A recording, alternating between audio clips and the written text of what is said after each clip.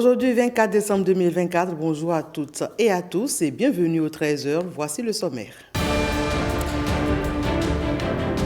Enfants défavorisés, pensionnaires de l'orphelinat Claudio Mexico sont à l'honneur. Une fête est organisée à leur intention par l'ONG Sécurité Vie Humaine et l'orphelinat dans le cadre des fêtes de fin d'année.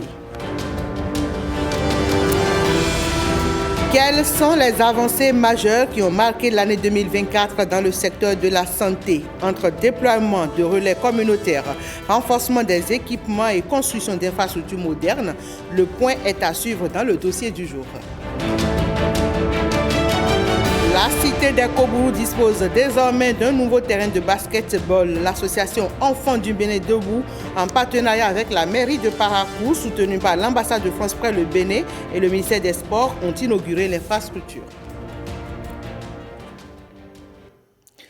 Et on ouvre ce journal par un carnet noir. Le département de la Liborie a perdu un de ses fils. Il s'agit du professeur Kemoko Oseni Bagnan. Il est décédé hier lundi à Cotonou. Ayanda Silva revient sur le parcours de l'homme.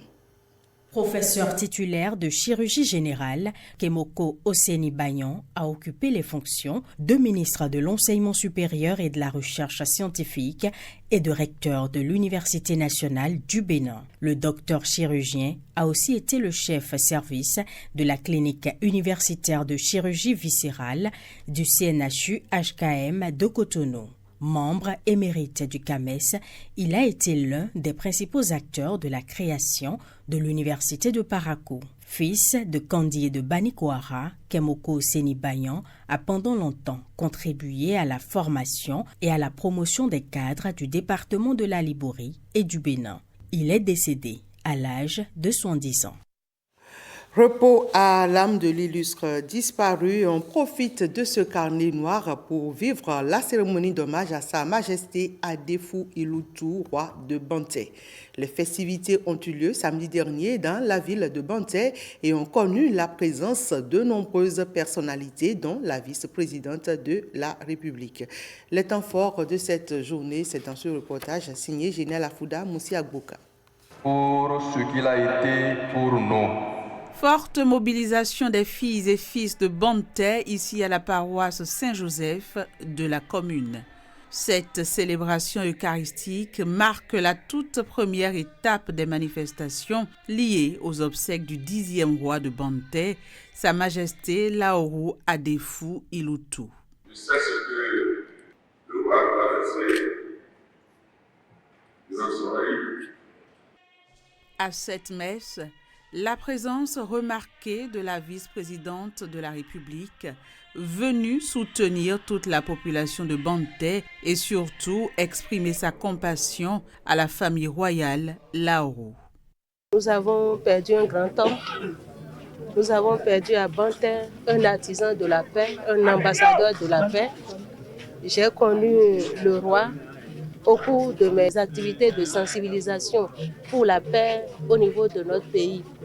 Chaque fois que je passe par Banté, c'est lui qui m'aide le plus à organiser les gens, à conseiller, à amener les gens à comprendre l'importance de la paix dans une nation qui veut se construire, dans une nation qui veut grandir.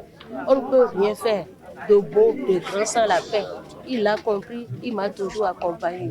Ça a créé entre nous des liens très grands et très forts qui font que ce roi, il n'est pas qu'un acteur pour moi de la paix, il est un frère. Nous tenons à vous remercier, Madame la Présidente, pour cet amour que vous avez pour Banté, pour les vôtres, et également pour cet amour que vous avez pour notre roi. Au nom de toute la commune, nous vous remercions et nous promettons que nous allons tout faire pour que cette amitié ne s'arrête. Que peut-être un Dago qui tourne le dos à sa culture. Juste après, la délégation de la vice-présidente de la République et celle du ministre d'État, ministre des Finances, se sont rendues au Palais Royal pour leurs mots de condoléances. Sur place, conseil au prince et à toute la communauté royale, témoignages et hommages sont rendus au roi. Avant son règne, il n'y avait pas d'entente. Ça n'avait pas été facile pour qu'on le choisisse. Et après plusieurs décennies de vacances de pouvoir, on a pu l'introniser ce jour-là. Mais depuis qu'il est assis sur le trône, disons qu'il n'y a pas eu de dégâts. Les autorités au plus haut niveau viennent nous soutenir, nous consoler. Je crois qu'on ne peut pas demander mieux. Merci à la vice-présidente de la République. Merci au ministre d'État chargé de l'économie, des finances et de la coopération. Je dirais merci même au président de la République qui s'est fait représenter. Je ne peux pas citer tous ceux qui étaient là, mais je dis merci à tous ceux qui sont venus. Dans l'après-midi, la ville de Bante a rythmé au son de danse traditionnelle et de rituels.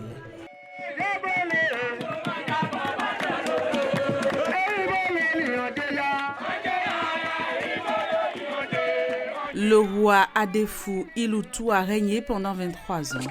Il a été intronisé en 2009 et rappelé à Dieu à l'âge de 68 ans.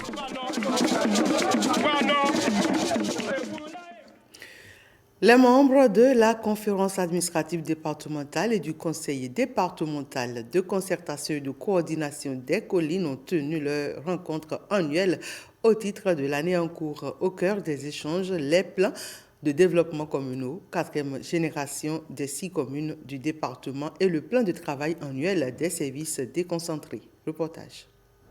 À cette deuxième session conjointe du Conseil départemental de concertation et de coordination CDCC, la délibération et l'approbation des plans de développement communaux, 4e génération des 6 communes de la localité, près de 2 années de soumission. C'est vraiment une fierté pour moi que le bout de ce processus est finalement arrivé et c'est le lieu de saluer le groupement intercommunal des collines qui a su coordonner le processus du début jusqu'à la fin. Et il y a 2 ans, nous avons démarré ce processus. Certaines communes se sont positionnées sur le développement du tourisme, d'autres sur l'agroforesterie et d'autres communes sur l'agriculture dans sa globalité. Et pour les 4 années à venir, les communes ou les secrétaires exécutifs sont tenus de décliner les actions retenues dans ces plans de développement communaux dans leur plan de travail annuel. Et donc, j'ai pris acte, les PDC et 4e génération des communes de Bante, de Dassa-Zoumé, de Glazoué, de Wessé, de Savalo et de Savert ont été donc approuvés. Nous avons travaillé sur le point de mise en œuvre du PAC dans les collines et également du PTA des services déconcentrés. À ce niveau également, nous avons pu avoir une physionomie très claire de ce qui est prévu, de ce qui est fait et de ce qui reste à faire dans les quelques jours qui restent pour finir l'année 2024. Et nous avons eu droit également au point de mise en œuvre du projet SWED, qui est un projet à impact social très fort, très élevé. Nous avons fait ça et puis ça nous a permis de voir aussi ce qui est prévu, ce qui est fait. Après approbation des plans de développement communaux, l'autorité préfectorale invite les maires, les secrétaires exécutifs de mairie et les acteurs communaux à la vulgarisation des 10 plans en vue de leur conversion en plans de travail au niveau des communes.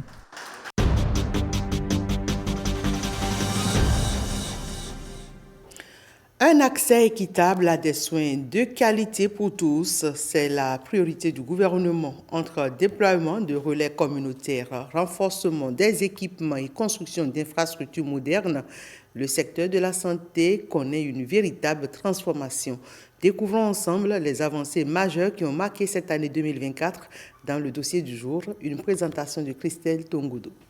Offrir des soins de santé accessibles et de qualité à tous, c'est l'engagement fort de la nouvelle politique de santé communautaire. Déployée dans plusieurs communes pilotes, cette stratégie mobilise 1500 relais communautaires pour rapprocher les services de santé des populations où qu'elles soient. Lorsqu'une femme va à la consultation, elle a un carnet de consultation sur elle.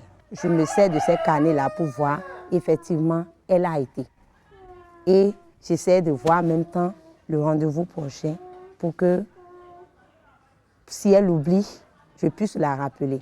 2024 marque également une avancée majeure avec l'acquisition de 188 ambulances au profit du SAMU et des structures sanitaires. Une initiative qui renforce l'accès rapide aux soins d'urgence. Sur le plan des infrastructures, le gouvernement mise sur des réalisations ambitieuses. L'hôpital de zone de Ouessé-Savet, entièrement reconstruit et équipé de technologies de pointe, répond désormais aux besoins actuels des patients. L'hôpital de zone dessert non seulement la commune de Savet, dessert également la commune de Ouessé. C'est toute la sous-région. Si vous voyez, le département des collines, pourquoi pas. Aujourd'hui, ce joyau, de par les équipements que nous avons vus, des équipements de pointe que nous avons vus, cela prouve que le président Talon a à cœur de régler les questions de santé pour le peuple béninois. Dans Djaourou, 6 centres de santé sont en cours d'équipement, témoignant de cette dynamique. Avant, on est là, les moustiques nous bouffent, il n'y a pas de lumière, les bâtiments sont gâtés, même maintenant, tout est propre. Par ailleurs, le centre hospitalier international de Calavichik est désormais prêt à offrir des services de santé de classe mondiale. Implanté sur 16 hectares, il dispose de 436 lits, d'équipements ultramodernes et offre un cadre apaisant adapté aux besoins des patients et des professionnels de la santé. Le Chic, pour le présenter, est le plus grand hôpital du Bénin, sans aucun doute, l'un des plus grands et les mieux équipés de la sous-région. On y compte 436 lits répartis dans 18 spécialités, qui sont à leur tour regroupés en 8 pôles. Le pôle urgence-réanimation, pôle cardio-métabolisme, un pôle d'oncologie, un pôle digestif et médico-chirurgical, un pôle locomoteur et neurochirurgical, un pôle cardiovasculaire et thoracique, un pôle néphro-urologique et un pôle tête-cou. Une révolution sanitaire en marche pour le bien-être de tous les citoyens.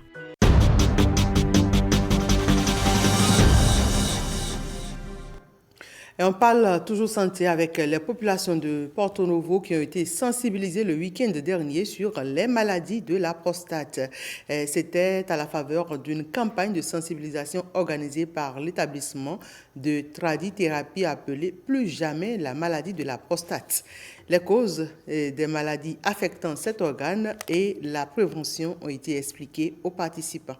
Le reportage est signé Viti Sarouche et Calvador Awano. Campagne de sensibilisation sur les maladies de la prostate. Une initiative de l'établissement dénommée Plus jamais la maladie de la prostate. La caravane terminée, c'est à la maison des jeunes de Diegangpevi que les communications dans le cadre de cette sensibilisation sont déroulées. Les objectifs de cette campagne se résument ainsi qu'il suit. Amener les populations à prendre conscience de l'existence des maladies de la prostate et celle du cancer de la prostate. Faire connaître à la population les conséquences de cette maladie sur notre organisme. Amener les populations à prendre la résolution de se faire dépister le plus tôt possible. En langue nationale Goumbé, le promoteur de l'établissement Plus jamais la maladie de la prostate entretient l'auditoire sur les causes des pathologies liées à cet organe et surtout la prévention. La prostate est une maladie qui concerne les hommes, mais également qui concerne la femme d'une autre manière. Et c'est une chance pour Porto Novo d'abriter le siège mondial de cet établissement, un siège qui est fréquenté par beaucoup de personnalités. J'ai eu la chance de discuter avec le président directeur général qui m'informait il y a quelques jours de son intention de procéder à une campagne de sensibilisation parce que la maladie de la prostate s'ignore encore à certains niveaux. Les produits de cet établissement contre les maladies de la prostate sont certifiés par l'Organisation africaine de la propriété intellectuelle. Il y a des gens ici au Bénin qui ne maîtrisent même pas la chose. Ils quittent ici pour aller en Europe. Et c'est depuis l'Europe que les urologues les orientent vers ici. D'autres viennent ici sans les 2 testicules. Ainsi de suite. Ils viennent ici, ils trouvent solution. Bon, je dis, il ne faut pas laisser notre population dans l'ignorance. Il faut partager. Quand déjà il y a traitement préventif, c'est déjà bon. L'établissement Plus Jamais la maladie de la prostate Saint-Antoine de Padoue détient depuis octobre 2023 son autorisation d'exercer délivrée par le ministère de la Santé. La Cour de répression des infractions économiques et du terrorisme, CRIET, est une juridiction d'exception. Elle est créée pour combler un vide, la lenteur observée dans les procédures et la prise de décision. Rapidité, célérité et rigueur, ce sont là quelques mots qui la caractérisent. Mais en 6 ans d'existence, la CRIET a-t-elle réellement comblé les attentes? Des éléments de réponse dans ce reportage de Héloïse Winator et Edmond Humbo. Stablement, la CRIET a contribué à donner un sentiment que l'impunité a reculé. Plus de 6500 dossiers enrôlés et vidés en 6 ans. Le bilan est plus que satisfaisant et les attentes comblées. La Cour travaille à l'amélioration aussi bien de l'homme que de la cité et rassure au fil des temps de l'assainissement financier, économique, moral et sécuritaire de la nation béninoise. La CRIET est arrivée avec une certaine force. C'est une juridiction qui est vraiment très rapide dans le traitement des dossiers. Elle inspire crainte, effectivement. Elle donne l'impression d'être vraiment le gendarme financier, le bras armé qui manquait à la justice. La Cour de répression des infractions économiques et du terrorisme est une juridiction atypique et singulière par son champ de compétences matérielles. Infractions économiques, cybernétiques, les infractions commises à raison du sexe, le terrorisme et le blanchiment de capitaux. Le chef de l'État, en créant cette juridiction d'exception, veut, à défaut d'enrayer totalement les infractions émergentes, d'en limiter considérablement les effets et d'hisser le Bénin au rang des pays les moins corrompus de la planète. Donc corriger une image sérieusement écornée sur le plan international. La Cour n'admet, et je voudrais bien peser mes expressions, aucune entrave, d'où qu'elle vienne et de qui elle vienne. Mais tout n'est pas parfait. Aux yeux des concitoyens, la CRIET apparaît comme un instrument de dissuasion et un véritable rouleau compresseur. Les gens ont peur de détourner, les gens ont peur de commettre certains actes qui étaient monnaie courante par le passé. Et aujourd'hui, ce qui est dans l'opinion des citoyens, c'est que la CRIET, c'est pour faire mal aux opposants. Alors que ce n'est pas ça. Non, détachons-nous de ça.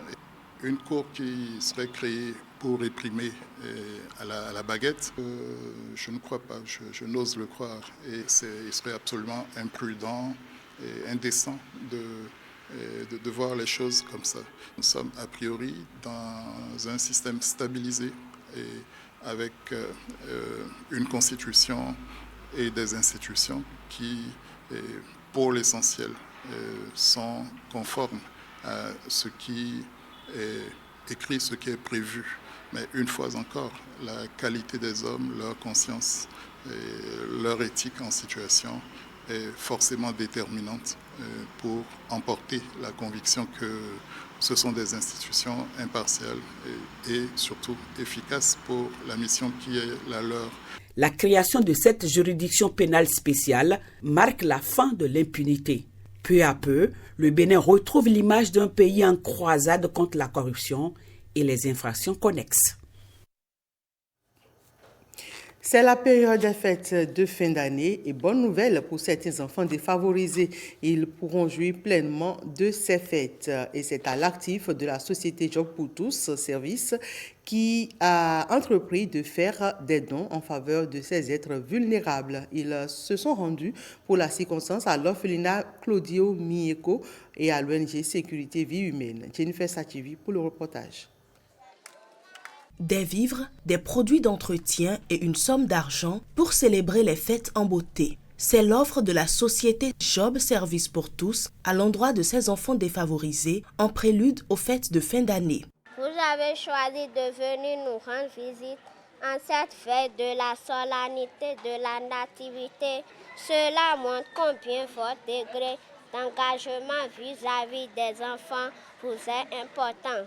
Nous vous en sommes reconnaissants.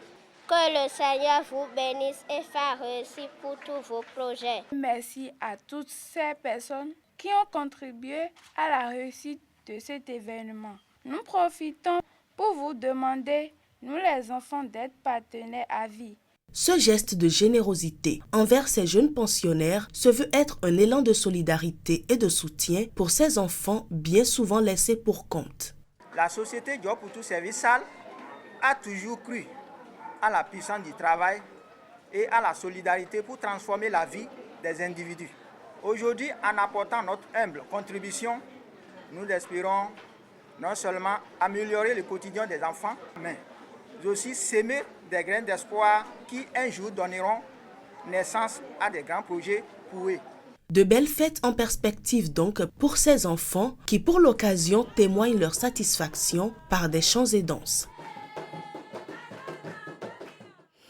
30 ans déjà que la Fédération des unions des producteurs du Bénin, FUPRO Bénin, existe. Tournée vers le développement des producteurs agricoles, la Fédération œuvre pour la promotion de l'agriculture familiale. La célébration de ces noces de perles a eu lieu à Boycon, événement couplé avec le lancement de la 8e édition des rencontres internationales de court-métrage pour l'agriculture, RICMA 2024. Plus de précisions avec Pierrette Adayossi.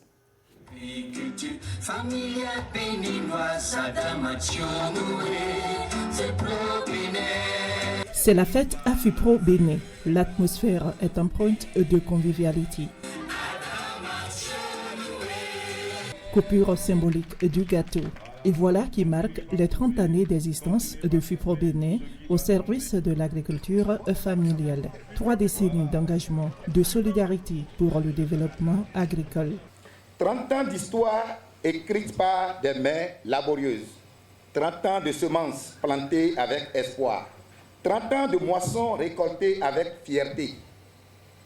Aujourd'hui, la FUPRO s'élève telle une grande forêt. Au-delà des festivités, cet anniversaire est une occasion unique pour réaffirmer notre engagement à continuer de travailler ensemble avec le soutien de nos partenaires et de notre ministère de tutelle pour une agriculture familiale béninoise prospère et compétitive. Créée depuis 1994, la FUPRO Bénin a grandi malgré les obstacles. Ce réseau agricole qui promeut et défend les intérêts des producteurs agricoles à l'ère des réformes a pu favoriser l'émergence des organisations filières et des interprofessions pour une gouvernance agricole inclusive. Cette montée en puissance des organisations filières et des interprofessions nous encourage à nous repositionner et à sortir des rôles classiques d'OPA pour nous positionner sur des services adaptés et structurants au profit du secteur du haut de nos 30 ans, bien remplis de riches expériences et de compétences solides. Nous avons la conviction que, grâce à une action collective, une vision commune, une collaboration renforcée, nous ferons de l'agriculture béninoise un secteur, un moteur de notre développement économique. Le ministère de l'Agriculture, de l'Élevage et de la Pêche se tient aux côtés de la FUPRO pour appuyer ses actions et ses initiatives en faveur de l'agriculture béninoise. La projection de films de capitalisation des acquis, des panels de discussion et une cérémonie de reconnaissance pour honorer les agents qui ont marqué l'organisation par leur engagement ont meublé cette célébration des noces de perles de la FUPRO Bénin. Une bonne nouvelle pour la fierté patrimoniale. Le Bénin a obtenu la suspension de la vente en France de la ricade du roi Béhanzin. Selon plusieurs sources officielles, c'est la présidence de la République du Bénin qui aurait réclamé avec succès qu'elle soit retirée des enchères parisiennes. Les détails avec Ariane Da Silva. La ricade, un sceptre traditionnel en bois ayant appartenu à l'ancien souverain du royaume du Dahomey. Pillé ou offert selon les versions aux troupes coloniales à la fin du 19e siècle, cet objet était au catalogue d'une vente aux enchères vendredi dernier à Paris. Mais il en a été retiré à la dernière minute à la demande des autorités béninoises selon des informations de RFI.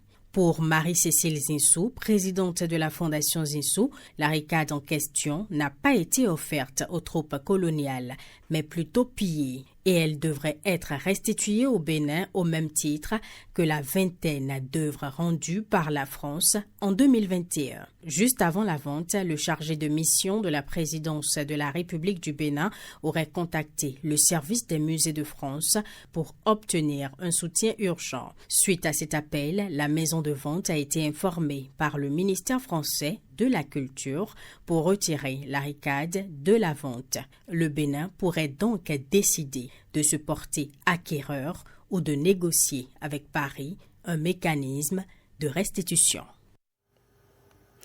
Le programme Vivons ensemble par le sport est en marche. L'association Enfants du Bénin debout, en partenariat avec la mairie de Parakou et des soutiens de l'ambassade de France près le Bénin du ministère des Sports, inaugure un nouveau terrain de basketball. Les jeunes passionnés de la balle au panier peuvent désormais s'entraîner sur cette enceinte sportive située dans le 3e arrondissement de Parakou. C'est avec une fierté immense, avec un orgueil, que je peux me permettre de dire que Parakou a le plus beau terrain de basketball de tout le Bénin entier. Dans quelques années, des talents sortiront de ce nouveau terrain de basketball dans la cité de Kobourou. Elle montre la numéro 10, compte tableau, 2 points. Merci à cette association. Nous allons jouer, nous allons combattre pour sortir le meilleur de nous-mêmes. Vive le projet du terrain Enfants Bénin debout. Cette infrastructure dédiée à la balle au panier est le fruit du partenariat entre le Bénin et la France à travers le programme Vivons ensemble par le sport. Ces projets traduisent notre conviction commune. Le sport est une formidable école de vie, un moteur pour apprendre, grandir et bâtir ensemble. Ce terrain de basket est une démonstration concrète de cette vision. Cet espace où les jeunes de Parakou pourront s'épanouir, s'entraîner, se dépasser et vivre des expériences collectives enrichissantes. À vous jeunes, je vous dis, profitez. C'est à travers l'effort que nous allons avoir le réconfort que nous recherchons. Je veux et je crois bien que demain, je vais avoir mon Jordan de Parakou. Implanté au quartier de Paro-Est, dans le 3e arrondissement de Parakou, ce complexe sportif est porté par l'association Enfants du Bénin debout de l'ancien basketteur Ahmed Taoufik. Ce n'est que le début. Je profite pour relancer Madame l'ambassadrice, pour lui dire que le projet, il est en plusieurs phases. La prochaine phase, ce sera une bibliothèque ici. Il y aura aussi un terrain de sport couvert pour que les jeunes puissent jouer quand il pleut ou qu'il neige, même s'il ne neige pas à Parakou. Et le prochain terrain sera un terrain multisport pour le handball, le volleyball et le basketball.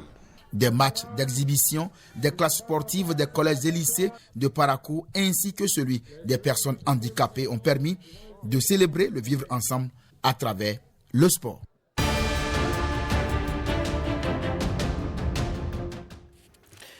Un tour de nos frontières à présent. Le Collège des chefs d'État de la Confédération AES constate que les régimes militaires du Mali, du Niger et du Burkina Faso rejettent le délai de rétractation de 6 mois accordé par la Communauté économique des États d'Afrique de l'Ouest, CEDEAO, avant le retrait définitif. Ils y voient une tentative de déstabilisation extérieure selon un communiqué conjoint lu par le ministre des Affaires étrangères du Mali, Abdoulaye Diop, à la télévision publique malienne. Images de drapeaux en berne à Marseille et à Paris. La France observe un deuil national fixé par le président Emmanuel Macron en solidarité avec Mayotte, frappé par le cyclone Chido qui a dévasté l'archipel et causé le décès d'au moins 35 personnes. Un recueillement a eu lieu ce lundi dans la cour de Matillon.